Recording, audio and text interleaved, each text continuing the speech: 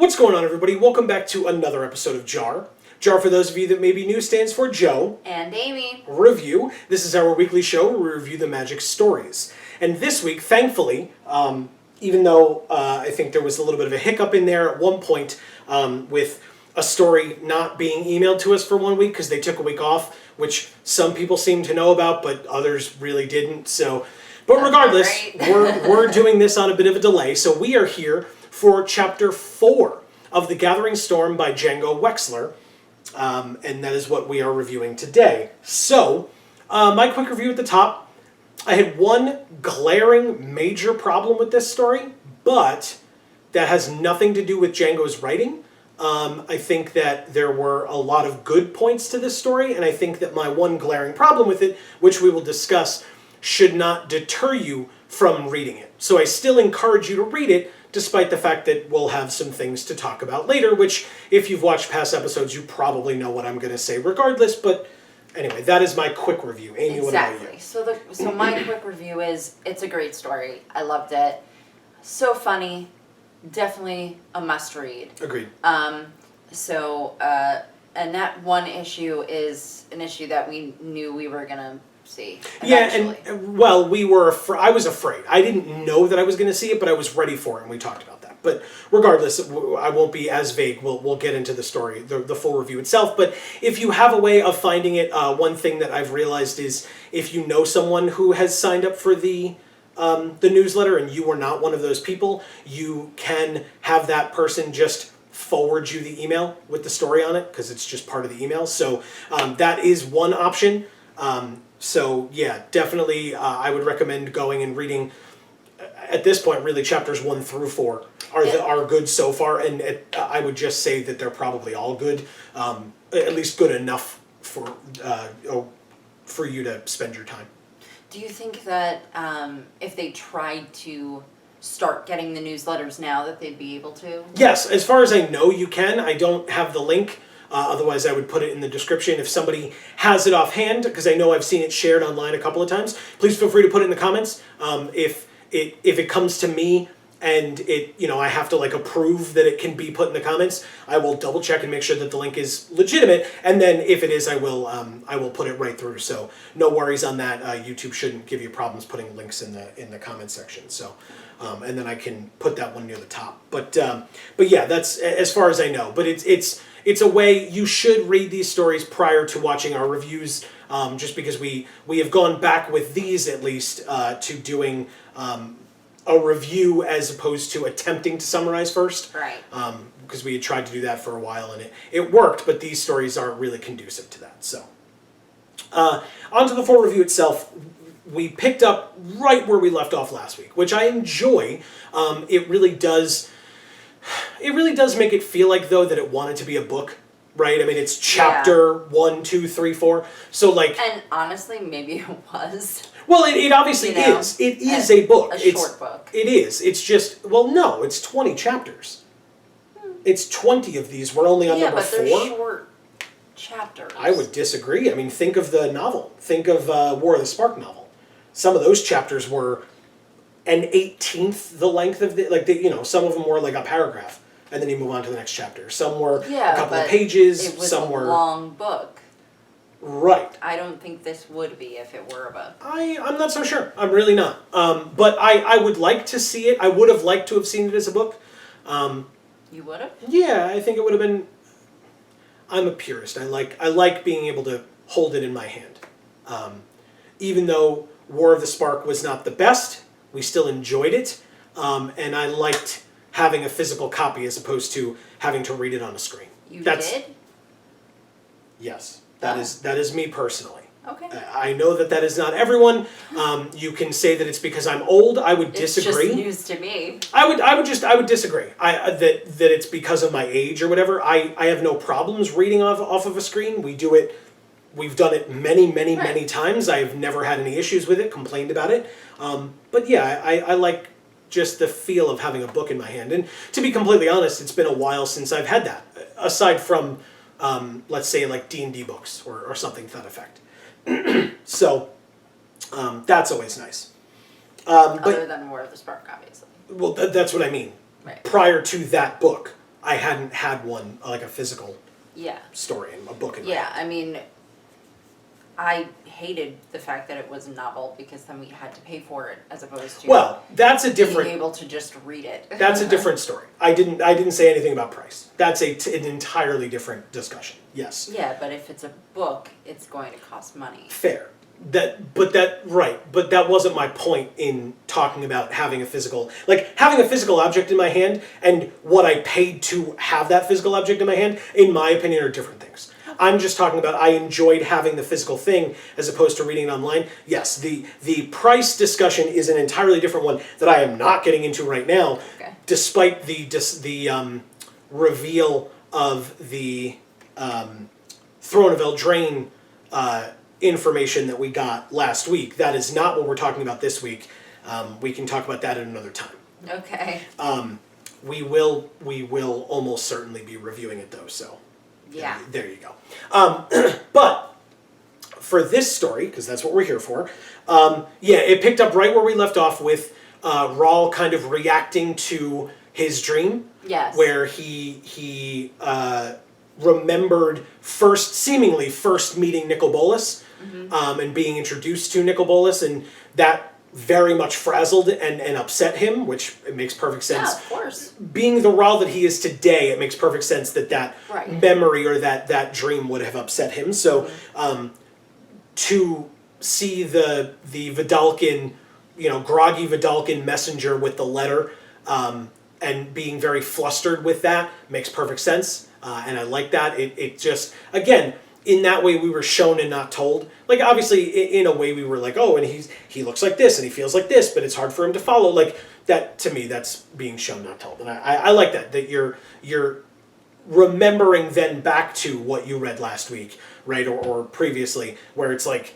it ended with Nicol Bolas. Hi, I'm Nicol Bolas. And it's like, whoa. And again, if it were a book, all that would be a turn of the page or Right. looking from one page to the next. Or chapter to chapter. That's what I mean. Yeah, exactly. So maybe even you pick it up the next day and you read the next exactly, chapter. But, exactly. Yeah, but I do agree that it had that the words that were used did make you remember it instantly. Yeah. It was not the kind of thing where you're like, what are they talking Yeah. about? What happened again? Because I feel like very frequently that happens. When we read these stories, it's like, oh, okay, it's hearkening back to something, but what exactly was that? Right. But you don't get the particularity of it, right. whereas this one... And this time you were like, nope, I know exactly what they're talking about. Yep. It was very good. Yeah. No, that's a very good point. And as a funny aside, I felt with Niv Mizzet's letter or message or whatever you want to call it that was delivered to Rawl, it felt very Mission Impossible. Like, your mission, if you choose to accept it, is this, Yeah. and this message will self-destruct, and it did. When he finished reading it, it burst into flame and whatever. Which... And the ward that was on it, that if it were someone else, it would have just burst into flames, Right. which was kind of cool. And I liked the fact that it made me think. I was like, did Niv write this himself? Like, it's like a little letter that like Rawl would pick up and read, but like this massive dragon, like, would he grab his two little talons and like write the letter? I mean, it specifically said that it was impeccable handwriting. So, I mean, I assume it was done with magic.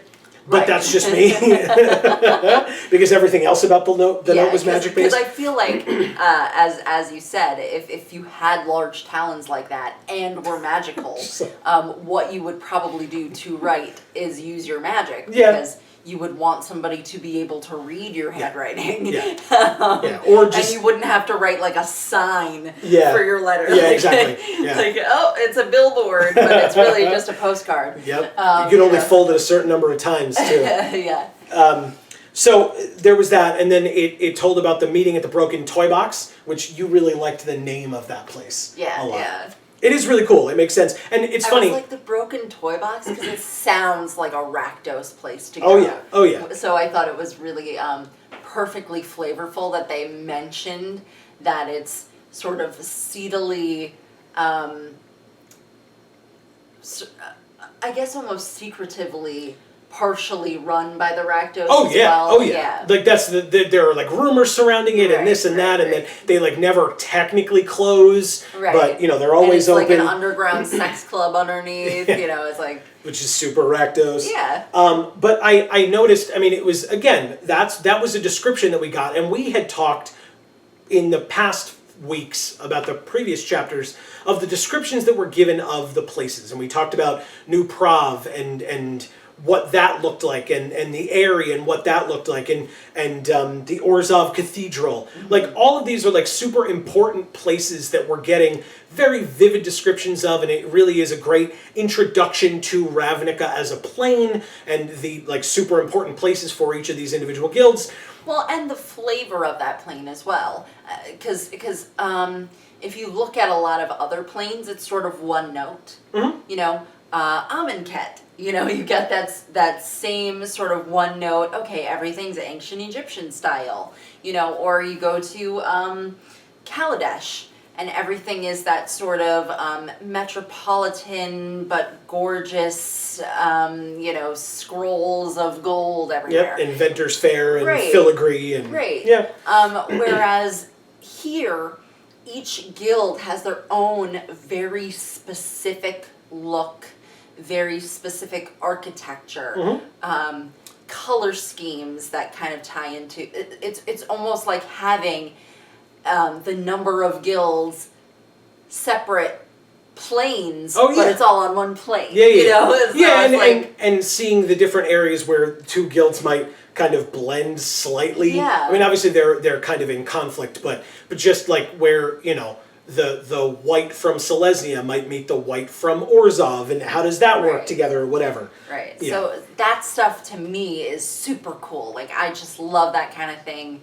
And these stories are really, I think, kind of the best look I've gotten at that. Other than maybe like seeing concept art from when they were like talking about going back to Ravnica. Right, and then it was autumn and all that.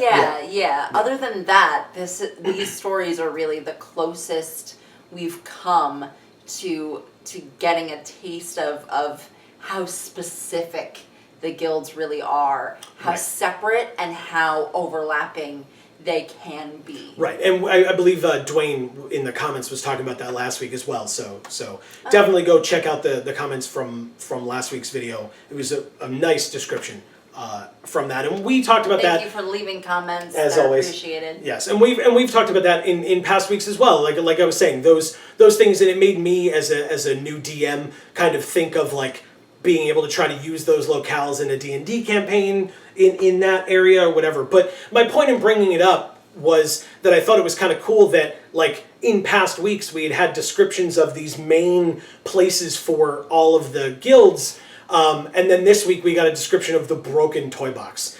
And yet, to me, I was like, oh, well, but it makes sense because we're not going to get a description, or it's very unlikely that we'll get a description of a place owned by the Dimir. You know what I mean? And so even though Ral is meeting with an emissary of Lazav, supposedly, this is the description of where he is meeting with this person, because that's very Dimir. That it's a dark alleyway and you can barely squeeze through, and that's where you end up, and there's a person at the end of a long pathway and a child under a bundle of rags that probably got there to get away from the rain, and then that is a very dead person and standing at the end of that alleyway, which was so cool. That was so cool. Like, and again, you talk about flavorful, like, you know, and Lazav staying as the little girl the whole time while talking to Ral, and Ral having to, like, have this serious conversation with a child the whole time, knowing that it was Lazav, and it was just very, very funny. And knowing that, like, Ral is standing in an alleyway, and picture this, right? Ral Zarek, pseudo-guildmaster of the Izzet, is standing in an alleyway in the middle of Ravnica with a weapon on his back, like, kind of at a hair trigger almost. I mean, he doesn't use it, but he's ready to. Talking to a child that is a shape-shifting mind mage that he's afraid of, standing probably 10 feet or less away from a dead body of a woman with spikes in her, freshly dead, dripping blood onto the cobblestones. Not just a dead body, like a terrifyingly tortured body.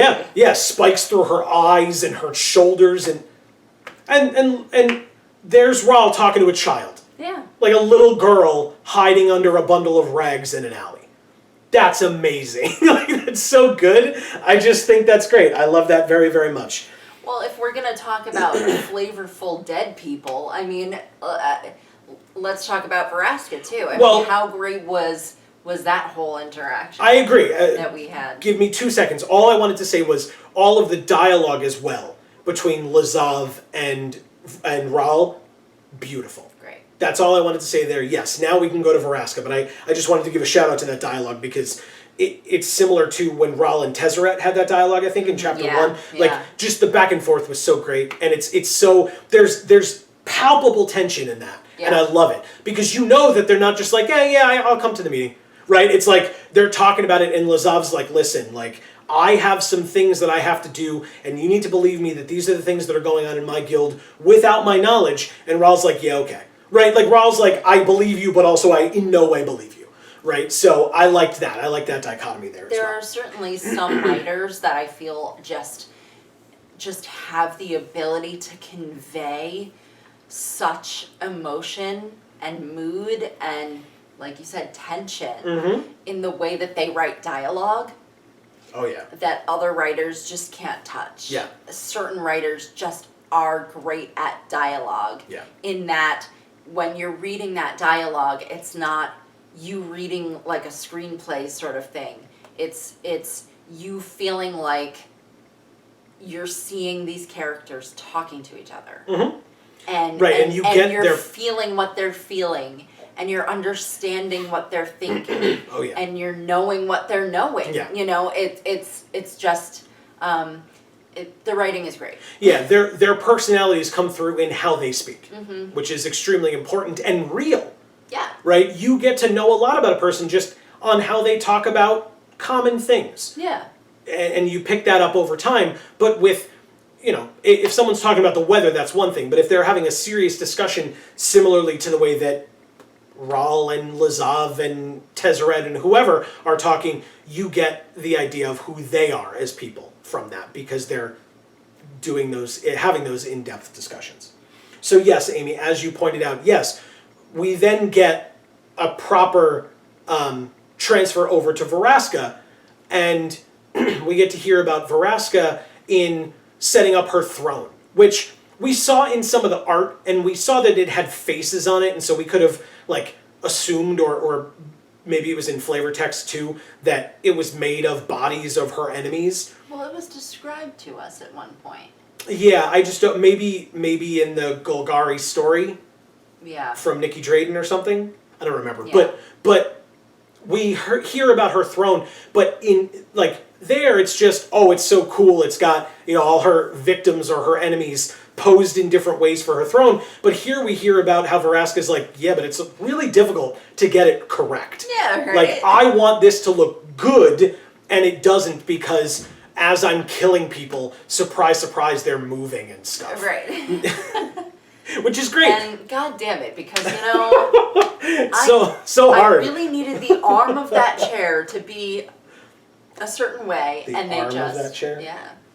And she did. The guy like picked his arm up right and off. she kicked it right off at the shoulder, which was great. I love that. That's really good. It was bad, you know, bad placement. She didn't like that piece, so she broke it off. One of my favorite lines from this story, from the entirety of this story, when Vraska is talking about ousting control of the Golgari from the Dev Karen, she uses the line, better to let all the pus drain into the boil before lancing it. Yeah. How awesome is that line? Again, you talk about an author, obviously in this case it's Django Wexler, but an author being able to write good dialogue. This is being able to write so flavorfully for Golgari. Like, that's an amazing turn of phrase, but it's the perfect turn of phrase for the Golgari. Right. not just because it's disgusting, but because it's disgusting. Right. Right. But it makes perfect. It's a great phrase. Right. Because you don't want to lance it too early. It'll rebuild up later, and you'll have to go back. Like, it's so cool, and I loved that. And I think also in this particular area of the story, something that was pertinent that I wanted to mention was we got a nice description from Vraska and or in Vraska's mind of her reasonings behind why she wanted control of the Golgari.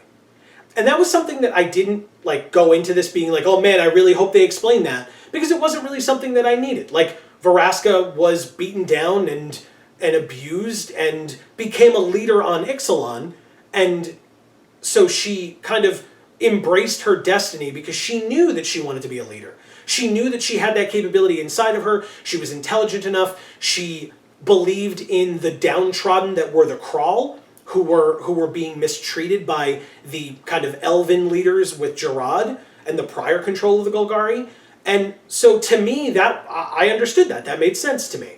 But now with this description, it's I don't technically think any new information was brought up, but it was all stuff that like I knew but I didn't know that I knew, or at least it wasn't put in that way. Right. And so I really appreciated being able to hear in Vraska's own words, so to speak, why she wanted control from JaAR. And it wasn't that she was greedy or that she was power hungry. There were actual real reasons behind it that made perfect sense and showed her as, you know, even prior to her exploits on Ixalan, showed her as having positive motives. Yeah. For doing that. So I appreciated the Well, not just the discussion positive here. motives, but you know, a charismatic leadership style as well. Yeah. Yeah, of being like, these are the downtrodden people, and you know, they don't deserve that. There are people who are just as good in this group as there are in any other. Right? And she seemed to not be discriminatory in terms of her enemies either. Because she said there were some treacherous Crawl that she had either put into her throne or had killed or put into her garden or what have you. Which I thought was great. I really liked that. Yeah. It'll end on a positive note, but let's talk about some other things. Okay. Because I promised I would at the beginning, and I have to do this.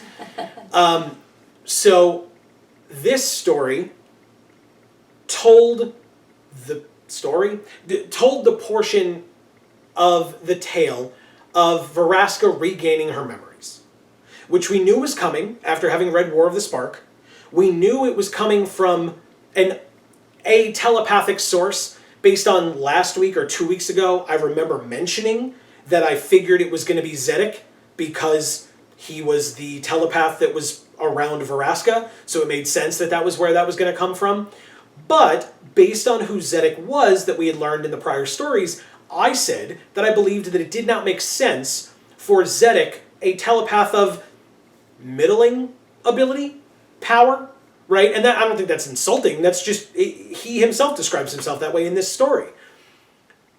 That he is the one, along with Vraska technically, to discover that she has memories that were gone or missing or thin. But both of them realize that. But in the Ixalan stories, Jace and Vraska, when making this plan, specifically say that they're going to take away those memories from her, or have Jace take away those memories from her, in such a way that Nicol Bolas won't notice that they're missing. Because that's extremely important. Because if he notices they're missing, he will give them back to her, and then read her mind, and then know that Jace is coming. Right. And that Vraska is going to become a double agent, and he would probably just kill her right then and there. Right. And I or would. right, and then like probably if just I were Nicol Bolas, Right. I would never kill Vraska. She's amazing. I love her. But like if I were Bolas, right? You kill her right then. You have Liliana resurrect her because now you know Jace's problems with Liliana and Vraska. Right. Right? And so you have Liliana resurrect Vraska and have it mess up Jace so much that Jace is no longer a threat to you. Mm-hmm. Like, come on.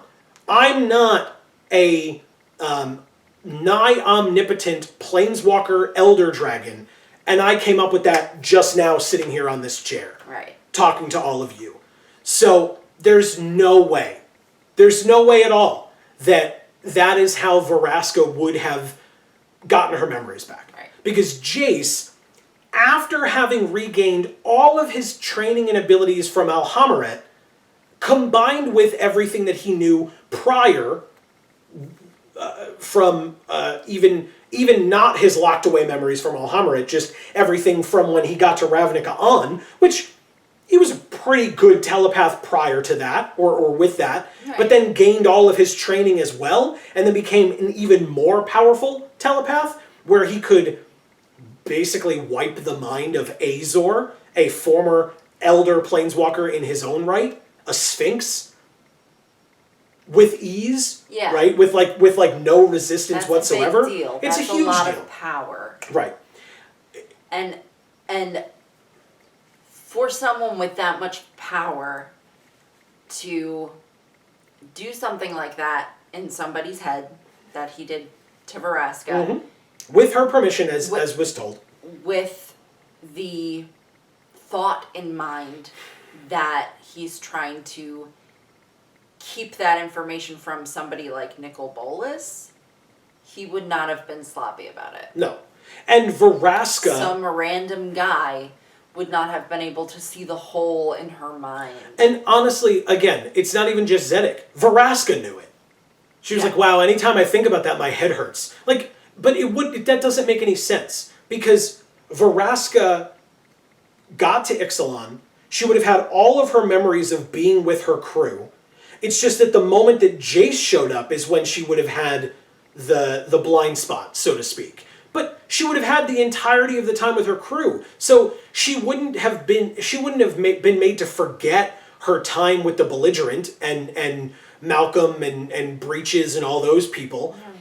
She would have remembered all of that because that was a big part of her time on Ixalan that had nothing to do with Jace at all. He didn't show up the moment she did. Right, because when she met him, she was already the captain. Right. So clearly there was some time there because she didn't just waltz onto the plane and all these people went, ooh, you're a pirate captain now. Like there was a lot to it prior to that.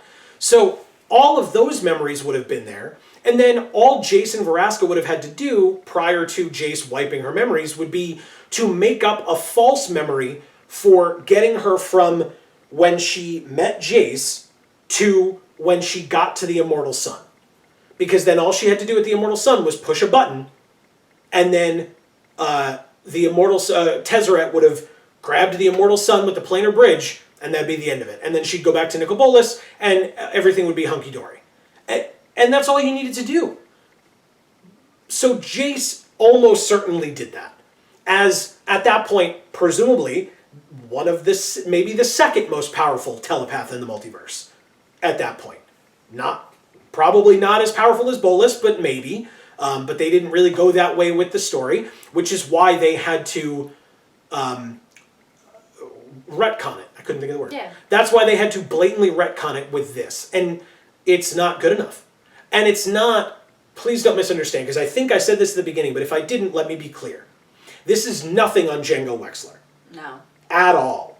Because this has nothing to do with Django Wexler. Django Wexler has done an amazing job with each and every one of these stories, and frankly, the writing for how this was told was very good. Right. It's just that the attempt to kind of cover over this imperfection is very thin. Yeah. And that's not his fault, no. Because that part is blatantly not his story. Right. It's not. He's been doing amazing, and the fact that he had to make this, and that he was kind of thrown under the bus for having to do this particular task is a damn shame, because that made me not like this story as much. And it had nothing to do with the writing style or the ability of the author. It had only to do with the Magic story team at Wizards trying to, for whatever reason, not follow through with the plan that they put in place. Right. Because they needed the War of the Spark story to be more about Gideon and Liliana than Jace and Vraska. Right. And it's a damn shame. It is a damn shame, because Gideon and Liliana is a terrible story arc. but and over now, arguably, and now Liliana and Jace. But regardless, that will not be thrown into the drain, which is nice. But just the fact that that was taken away, despite the fact that in recent memory, that is probably one of the best, like, Gatewatch adjacent stories that has been told, is a damn shame that this is how it went away. Right. Because just dissolve. Yeah. Because it's again, like I said, it's not Django Wexler's fault, but it's heartbreaking to those of us who know how good those stories were, truly love them, and then everything after that has been almost garbage in comparison, and then you're gonna also retcon the best parts of those better stories. It's devastating. Right, and bring down a good story by doing it within those as well. These. Right.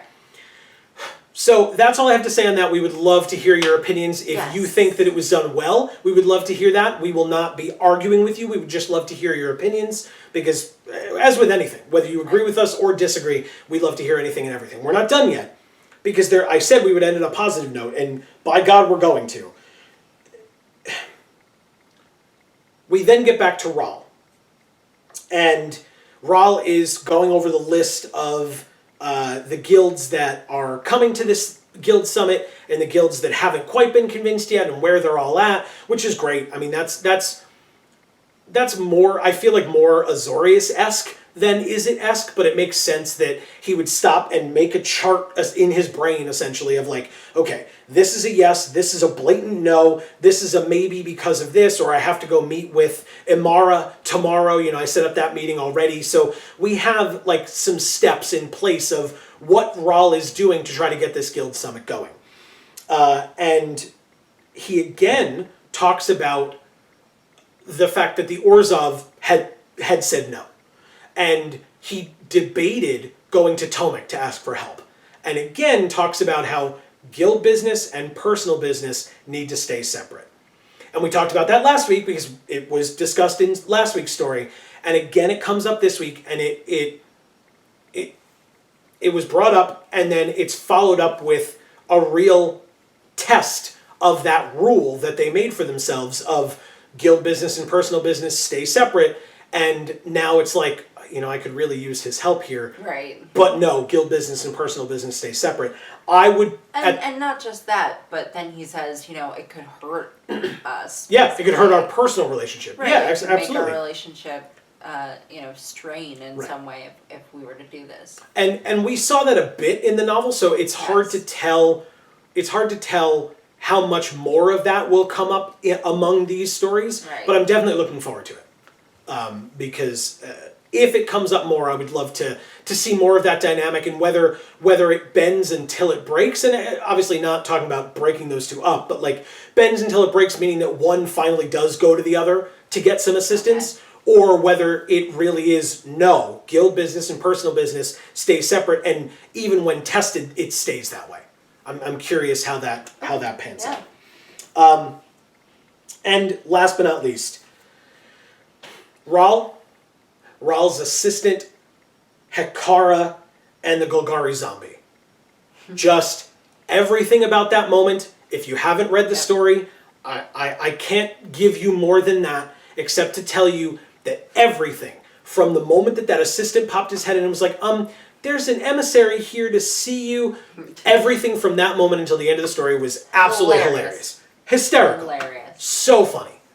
And so well done because it was just so consistently funny. Right.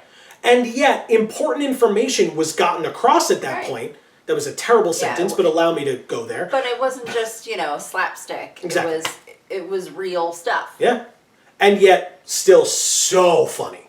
Just super, super good.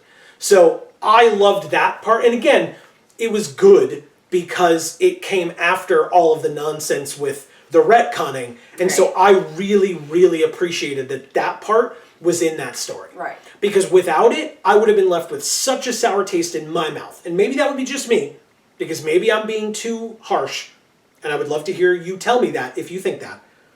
But the fact that it ended with that such a funny note was such a great way to end it, because yes, there was a negative part to this story in my mind, and I talked about it, but as I've said, But they bolstered it with the good parts on either end. Yeah, I ended it on a positive, on a huge high. I was so happy. I laughed, and I smiled, and I walked away smiling, looking forward to reading Chapter 5.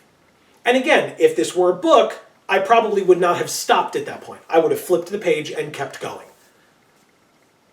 That's just me, but that was my opinion. And speaking of wanting to keep going, but not really being able to, I have to leave. Because right after this, like, I'm going to turn that camera off and I'm going to get ready to go. Because I'm going to go join our good friend Dave over at twitch.tv/DAM314. By the time you see this, it will have already happened. But definitely go check him out, because the VOD should still be there. I am going to go and continue our playthrough of Spider-Man on the PS4.